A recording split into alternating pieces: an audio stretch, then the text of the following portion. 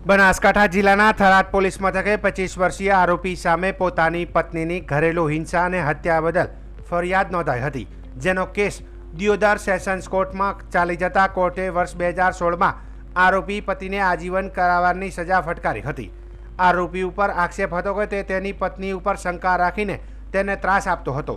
એક દિવસ તેને ગર્ભવતી પત્નીના પેટમાં લાત મારી હતી અને દોરીથી તેના ગળે ટૂંપો આપી તેની હત્યા કરી હતી, જેમાં ગર્ભમાંના બાળકનું પણ મૃત્યુ નીપજ્યું હતું।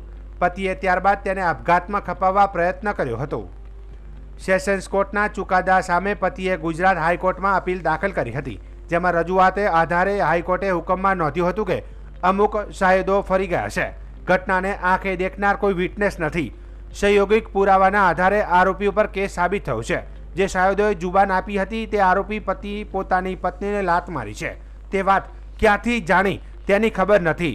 પોસ્ટમોર્ટમ રિપોર્ટમાં પણ મૃત્યુનું સ્પષ્ટ કારણ સામે આવ્યું નથી, જેથી ગુજરાત હાઈકોર્ટે સેશન કોર્ટના હુકમને રદ કર્યો હતો અને આરોપી પતિને જેલ મુક્ત કરવા હુકમ કર્યો હતો।